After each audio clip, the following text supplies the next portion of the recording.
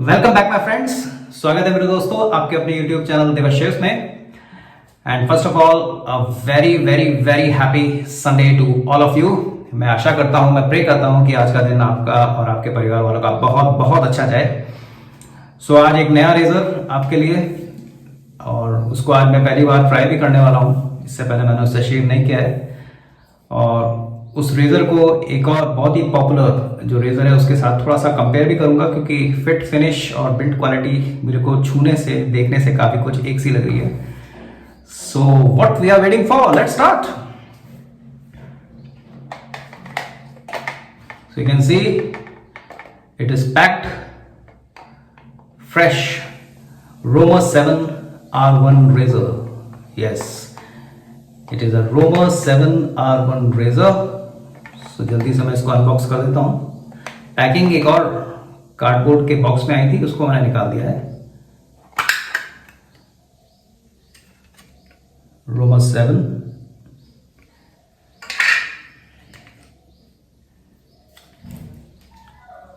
ये इसका case,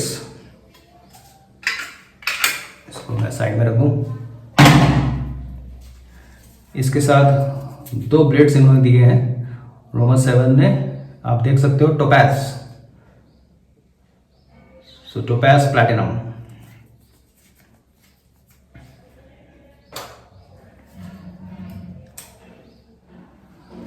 so this is the razor. It's a close comb razor, Roma 7 R1 close comb razor, 3-piece as usual. This is a long handle और 4 inch से थोड़ी सी ज्यादा इसकी length मेरे को लग रही है। मेरे ख्याल में 4.25 इंच की लेंथ है। और ये जो हैंडल है इसमें कोई भी नर्लिंग नहीं है। और अब ये मेरे को समझ में नहीं आ रहा है कि ये रेजिन है या मेटल है।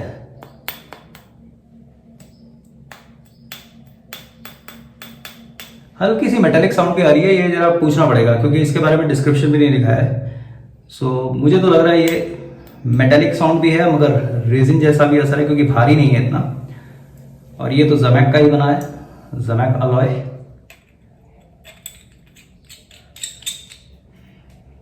तो जल्दी से पहले इसमें ब्लेड लोड करता हूं मैं। और आज मैं पहला यूज करूंगा टोपैज प्लैटिनम ब्लेड का। टोपैज जो है मल्होत्रा ग्रुप की एक बहुत ही पुरानी कंपनी है। मुझे भी याद है, मेरे फादर जो है इसी ब्लेड से शेव करते थे, मगर तब प्लैटिनम के नहीं आते थे। 20-25 साल 30 साल पहले की बात मैं कर रहा हूँ। उस समय इनका एक गोल्डन बॉक्स आता था, गोल्डन वो पैक आता था, और उसमें एक वो रेड रंग का रोम्बस टाइप का वो एक रेड सिंबल था, उसके बीच में टोपैज लगा होता था, गोल्डन कलर होता था। और ये जो है ये टोपैज प्लैटिनम है। तो उस जमाने में टोपैज प्लैटिनम नहीं आते थे, अभी भी वो आता है। मैंने बहुत पहले एक बार यूज किया था, मेरे को बिल्कुल मजा नहीं आया था वो पुराने वाले टोपैज ब्लेड में। अब ये वाला मैं पहली बार यूज कर रहा हूँ। आज तक मैंने टोपैज प्लैटिनम यूज नहीं किया। तो let us see how is my experience today. Now एक चीज तो क्लियर है, ये इतना भारी बिल्कुल नहीं है, लाइट रेजर है। इसका जो वजन है कंपनी के मुताबिक 70 ग्राम है, 70 ग्राम्स। और you can see there is a very slight blade overhang।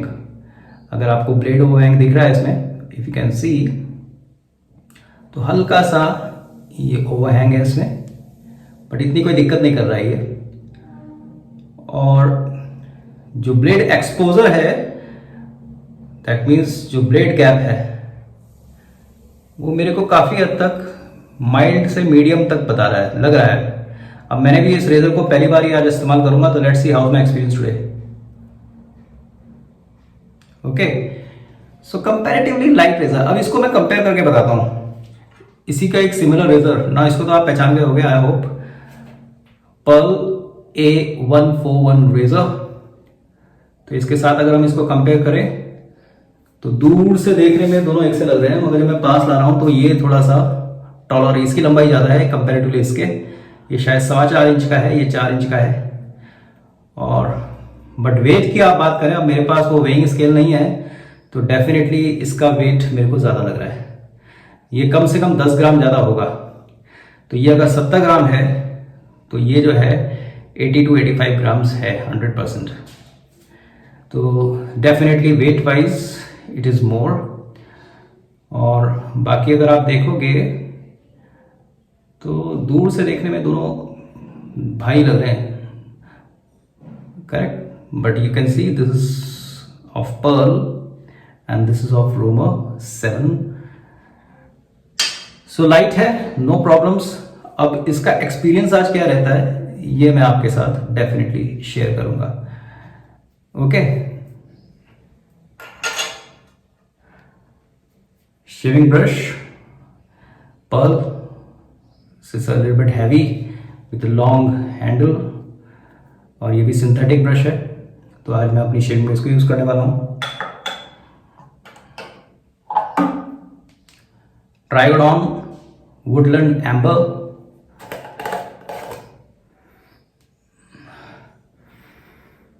a little bit spicy and very subtle smell। मैं पहले भी अपने एक शेविंग डेमो में इसको दिखा चुका हूं। तो आज मैं संडे है, थोड़ा रिलैक्सिंग मूड है, तो आज हम इसी को यूज करते हैं।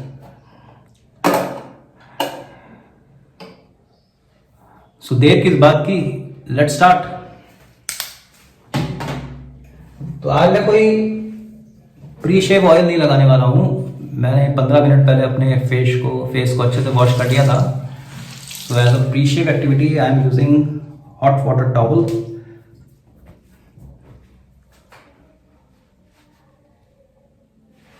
पहले ही इतनी गर्मी है, ह्यूमिडिटी है।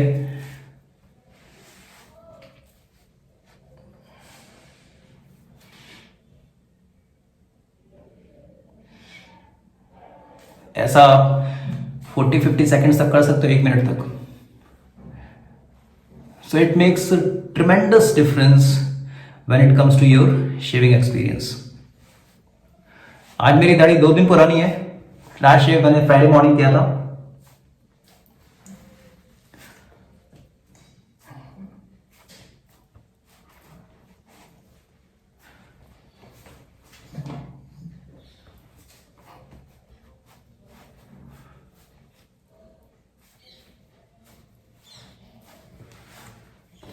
So I think that's enough।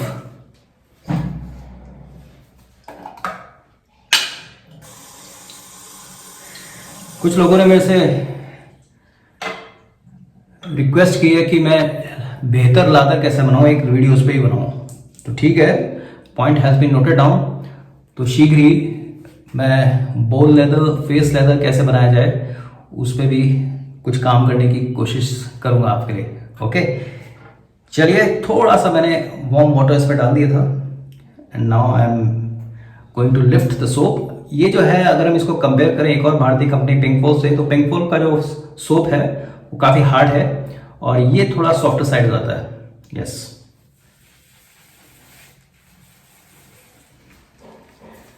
सो इस तरह से आप अपने ब्रश को घुमाइए।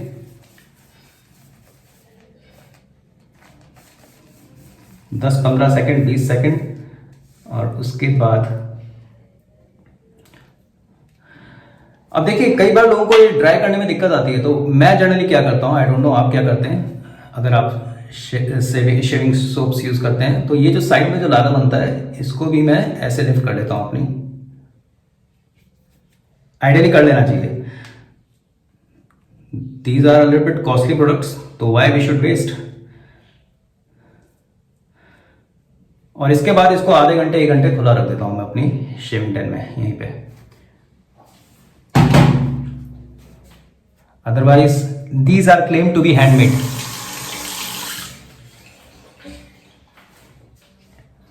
सो enough of the soap, let's make lather. The best area is your चिन।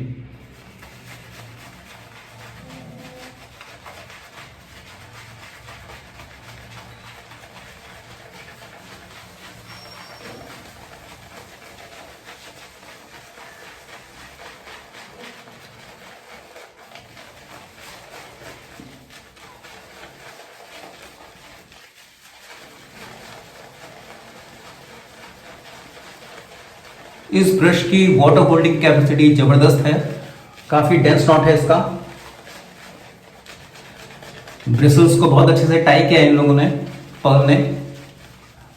तो जब भी आप इससे लादर क्रिएट करें, पहले पानी को अच्छे से स्क्वीज आउट कर दें। फिर बीच में आप थोड़ा सा स्लिकनेस और ब्रश को अच्छे से चलाने के लिए थोड़ा पानी ऐड कर सकते हो, कुछ बूंदे। नॉर्मली मैं ऐसा करता हूँ, इतना काफी है। बहुत ज्यादा भी करोगे तो आपका लादर काफी पतला हो जाएगा और टिकेगा नहीं, स्लिकनेस उसकी कम हो जाएगी। सो बताइए आज का क्या प्लान है संडे का?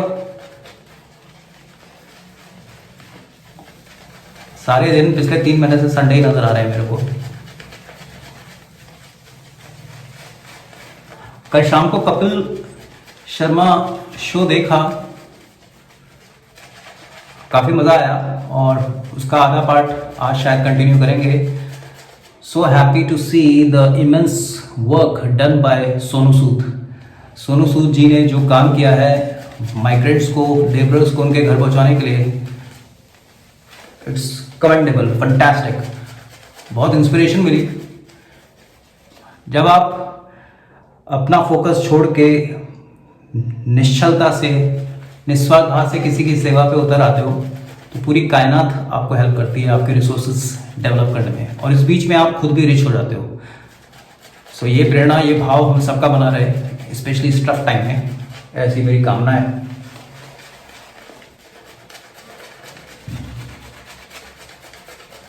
देखिए, मैंने अपनी बोलूं मैं, अगर आपकी इजाजत हो तो, रुका नहीं जाता है, कभी को तो बोलना है। अब मैंने चुपचाप ऐसे लादर बना ही नहीं सकता। चलो कुछ चीजें शेयर करता हूं बदलाव के ऊपर। हम सबको पता है, हम सबको कहा जाता है कि there is only one constant, there is only one thing which is going to remain, that is change. और फिर भी हम लोग बदलाव को एक्सेप्ट क्यों नहीं कर पाते? कोई भी चीज में हमें डिस्कम्फर्ट होने लगता है, अनकंफर्टेबल फील करते हैं। किसी नई जगह में माइग्रेट कर जाना, नए घर में शिफ्ट करना, एक गाड़ी आप पिछले 20 साल से चला रहे हो, 10 साल से चला रहे हो, फिर नई गाड़ी को एक्सेप्ट करना नहीं, तो चेंजेस जो होता है, शेयरिंग में भी यही है। तो बदलाव देखिए होता क्या है, हमारी जो जिंदगी है, हमारा जो अस्तित्व है, हमारा जो एग्जिस्टेंस है, ये बहुत सारे इन्फ्लुएंशियल फैक्टर्स होते हैं।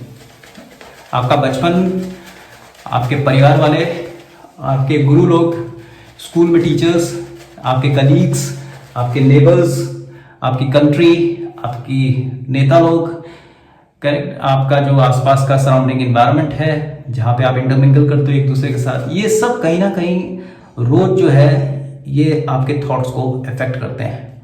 और मैंने देखा है कि देखिए काफी स्लिक हो गया ये, थोड़ा सा। तो मेरा अनुभव ये कहता है कि सब कुछ आपकी लाइफ में आप क्या कर रहे हो, क्या करने वाले हो, ये सब आपके वैल्यू सिस्टम्स पे निर्भर करता है। वैल्यू सिस्टम्स का मतलब क्या होता है? वैल्यूज का मतलब मूल्य। आपने अपनी जिंदगी में क्या मूल्य बनाए? ओके, अगर कहीं ना कहीं आपने सीखा है कि शॉर्टकट में लाइफ बन सकती है, क्रॉस कट कर दो यार, करेक्ट, थोड़ा कॉर्नर्स कट कर लो, सब चलता है यार, तो वो क्या है? एक वैल्यू है आपकी, करेक्ट। अगर आपने बनाया सच्चाई, ट्रुथ, अब दुनिया भर में ट्रुथ का क्या कबड़ा होता है, सामने बता दिखा, हमने देखा कि यार सच में रह के कुछ नहीं हो सकता, झूठ का सहारा लेना पड़ता है। तो ये सब कहीं ना कहीं वैल्यूज है जो हमारे पेरेंट्स, हमारी ग्रूमिंग, हमारा चाइल्डहुड, हमारे खुद के अनुभव हमको सिखाते हैं। ओके, तो चलिए अभी वैल्यू सिस्टम से बाहर निकलते हैं। पहले मैं वो चीज कंटिन्यू करेंगे, मगर अब मेरा लादर अच्छे से हो चुका है पूरा, तो let's come back to the performance of the razor for a time being. फिर मैं उस दूसरी चीज पे भी आता हूं।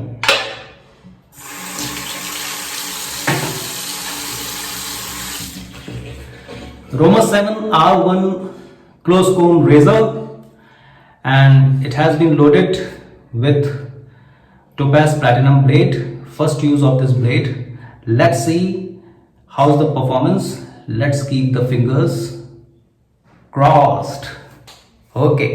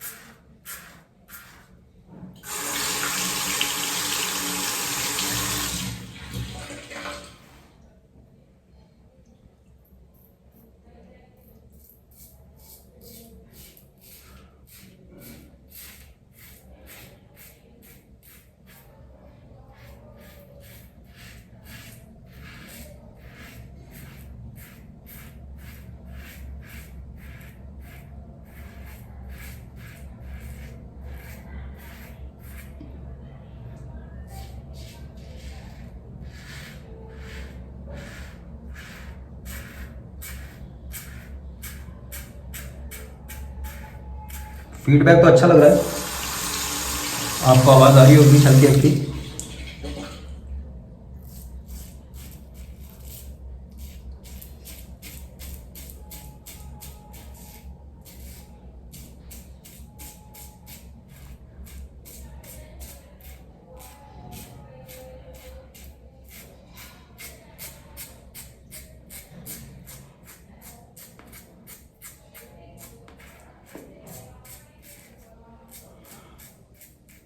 तो इतना फर्स्ट पास में ये रेजर मेरे को बिल्कुल भी एक चीज तो क्लियर है, इट्स नॉट एग्रेसिव,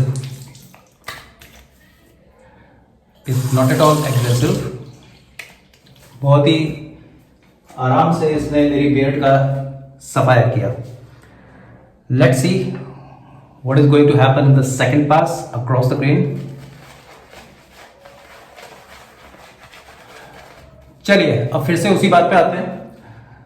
तो जो हमारा फंडामेंटल जो फाउंडेशन होता है हमारी लाइफ का, हमारी फ्यूचर डेस्टिनी का, वो कहीं ना कहीं डिपेंड करता है हमारे वैल्यू सिस्टम्स पे, हमारे मूल्य जो मैंने अभी बताया। एक बार आपके वो मूल्य दृढ़ होने लगते हैं, वो फंडामेंटल स्ट्रांग हो जाते हैं, आपको पता है कि I am not going to budge, मैं इन मूल्यों को लेके ही आगे बनूंगा, तो फिर एक इसको बोलते हैं first circle of influence, value. फिर एक सेकंड सर्कल ऑफ इन्फ्लुएंस बनने लगता है आपकी लाइफ का, उनको बोलते हैं बिलीफ सिस्टम्स। जब आपकी वैल्यू बिल्कुल करेक्ट है, आपने कहा truthfulness prevail and you know stick with it, तो एक सेकंड स्फीयर ऑफ इन्फ्लुएंस बनने लगता है। उससे आपके, तो पहला हो गया वैल्यू सिस्टम, दूसरा होता है बिलीफ्स। आपकी बिलीफ मैंने आपकी मान्यताएं, आप किन तरह के बिलीफ्स को फॉलो करते हो। ओके, अब जब बिलीफ सिस्टम आपका मजबूत होने लगता है धीरे धीरे, अगर आपको लगता है कि हार्ड वर्क पेज, फिर कुछ लोग कहते हैं hard work plus smart work page. अब जिन लोगों ने कहा है कि शॉर्टकट पेज, तो वो हार्ड वर्क पे ज्यादा बिलीव नहीं करेंगे, वो कहीं ना कहीं थ्रू आउट लाइफ क्या है, शॉर्टकट मारने की कोशिश करेंगे।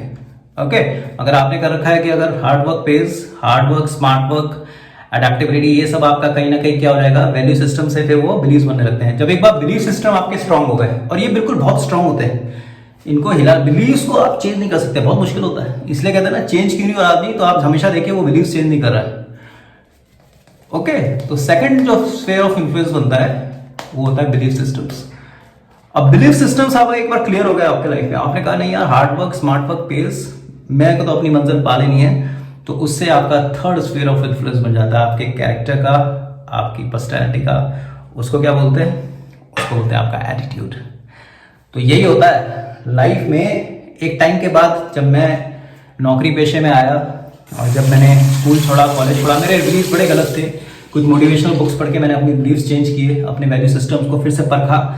तो मैंने देखा यार लाइफ में पढ़ाई लिखाई जरूरी है अच्छी जॉब दिलाने के लिए, मगर उसके बाद आप क्या करोगे, किस तरह से लाइफ की प्रॉब्लम्स को हैंडल करोगे, ये आपके एटीट्यूड पे निर्भर करता है। ओके, तो एटीट्यूड का मतलब क्या होता है, आपका एक vision.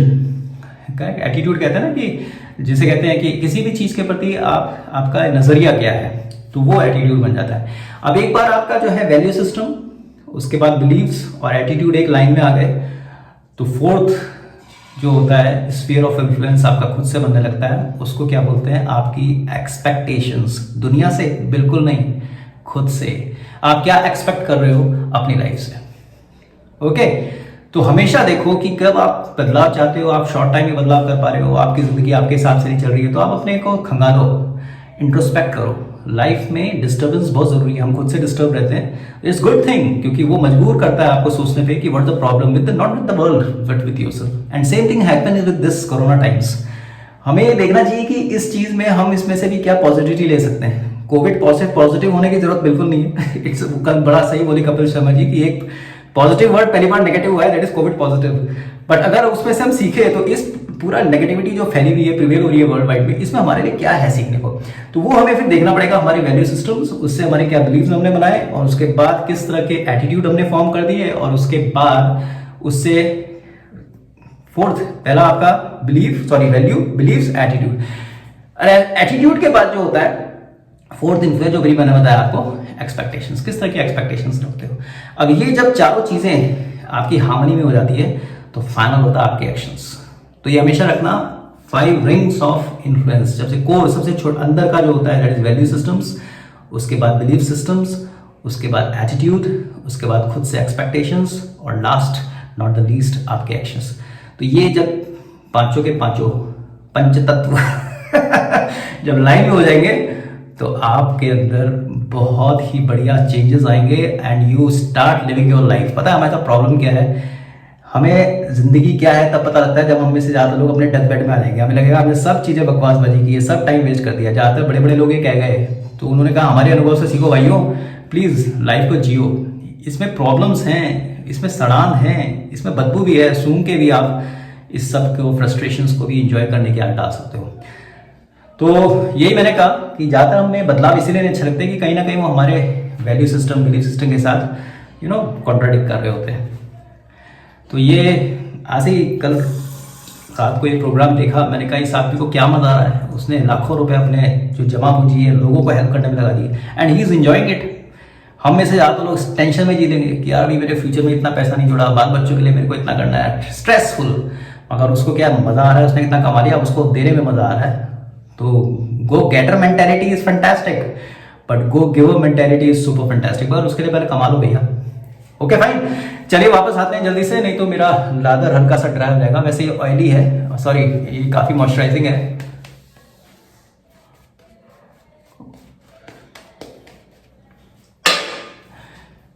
So let's see house the second pass across the grain.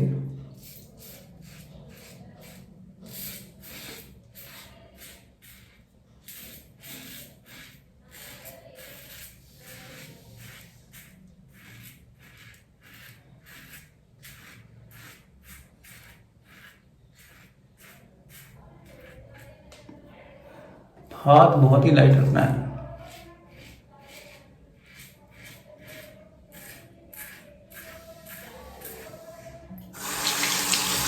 Razor और उसका कॉम्बिनेशन, आपका ब्लेड, ये बहुत इंपॉर्टेंट हो जाता है। आपको कई तरह के एक्सपेरिमेंट करने पड़ेंगे जब भी आप नए रेजर को एक्वायर करते हो। 2-3 रेजर के साथ आप उसको ट्राई करो पहले, कौन से रेजर के साथ आपको मजा आ रहा है।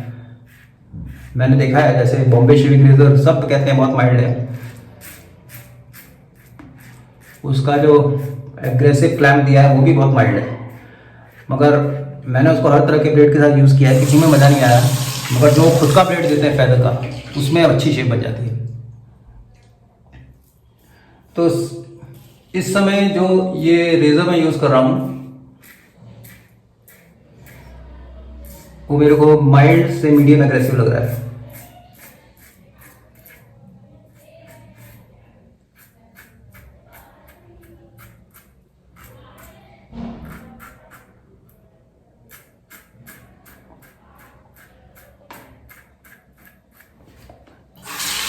Let's see what's the result.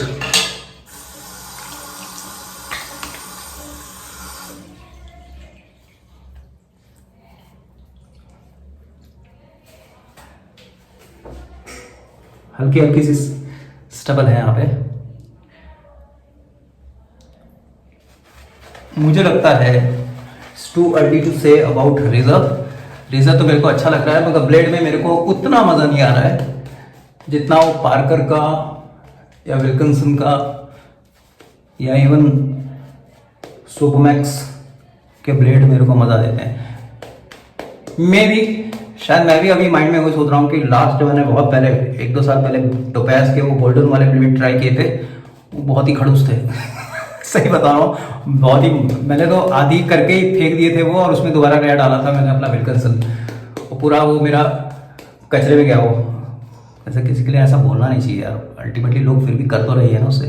But my shaving experience was not very good. मेरे को जॉय सर से पूछना पड़ेगा, सर आपने अगर वो यूज़ किया तो कैसा रहा है। अगर आप देख रहे हो वीडियो तो जरूर कमेंट बॉक्स में लिखना कि वो टोपैज के जो प्लेटिनम वाले नहीं, वो पुराने वाले गोल्डन पैक वाले हैं, वो मेरे को तो बिल्कुल पसंद नहीं आए थे। मैंने आधी शेव भी नहीं करी थी। चलिए let's come to the final pass, that is against the grain.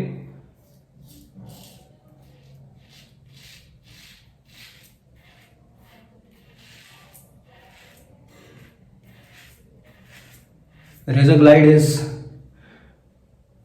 smooth, no doubt about it.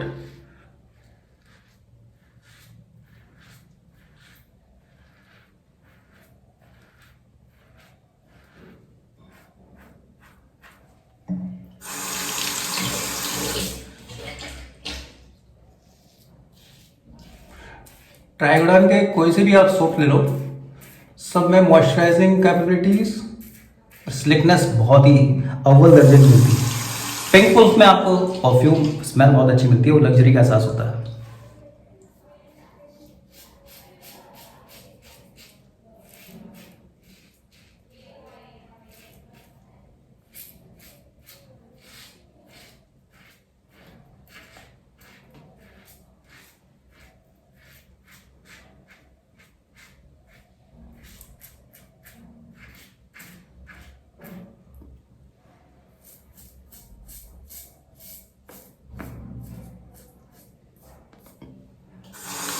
मैंने देखा है मेरे वीडियो अत्यंत लंबे हो जाते हैं। जॉय सर का जब मैं देखता हूँ 30 मिनट टच करता है तो सॉरी कहने लगते हैं, तो उस हिसाब से तो मेरे को पहले से ही शुरुआत में सॉरी कह देना चाहिए, बहुत लंबे हो जाते हैं, मैं भी मानता हूँ। तो भविष्य में मैं जो मेरी बकबक कम करते हुए वीडियो की लेंथ थोड़ी कम करने की कोशिश करूंगा।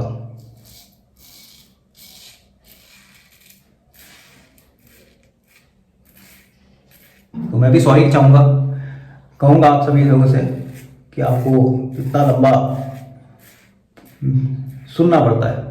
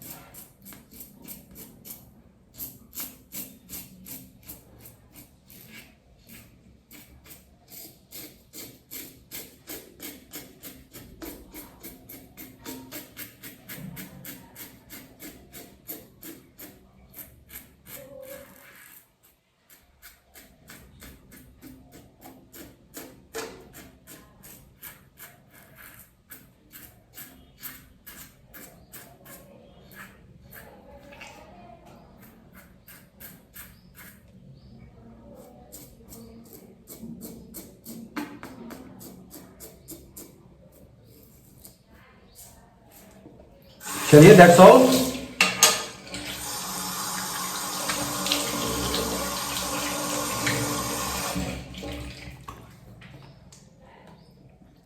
Yes, now it's okay, smooth.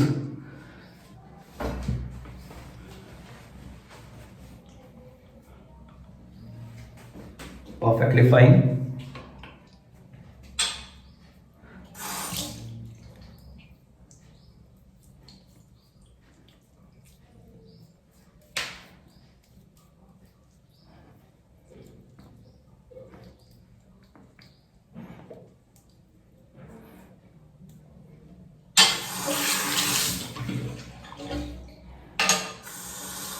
Ideally 15-20 second 30 second रुकिए, फिर अपना फेस वॉश कीजिए अलार्म लगाने के बाद।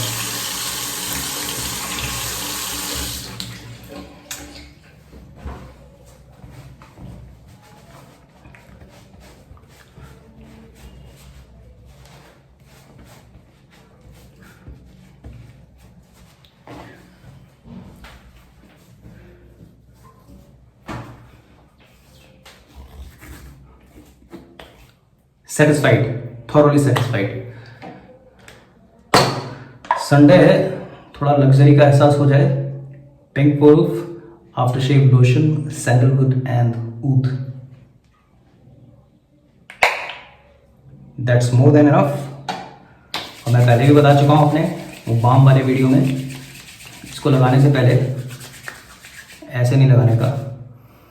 अच्छा देखिए इसमें कितना वाइटिश हो गया है ना, स्मेयर करते थोड़ा सा वाइट हो जाता है, तो इसको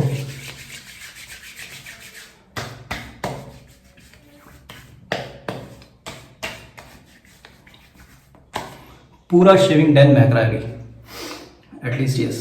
अभी मेरा बेटा आएगा, पापा या तुम नहा के जब निकलते हो, शेव करके निकलते हो, पूरा बाथरूम और आपकी लाइब्रेरी, पूरी ये लाइब्रेरी से अटैच ही है मेरा जो ये शेविंग डन है, बड़ी महक जाती है। ऐसा क्या करते हो यार?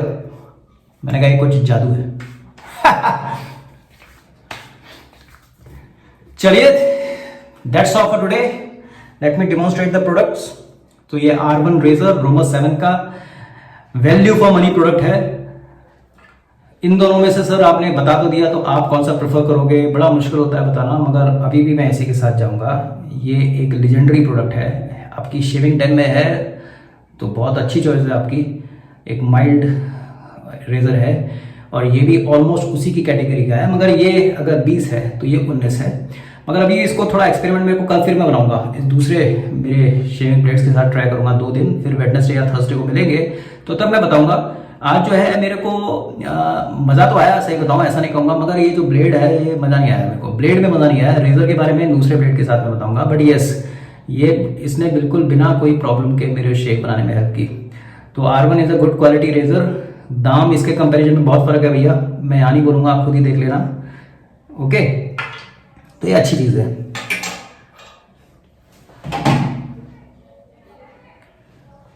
और मेरा शेविंग सोप ट्राइबोडोन वुडलैंड अम्बा, इसके बारे में कुछ नहीं बोलने की जरूरत है। अब जैसे गीला हो गया है तो इसको थोड़ी देर खुला छोड़ दीजिए आप, उसके बाद इसको बंद कर सकते हैं।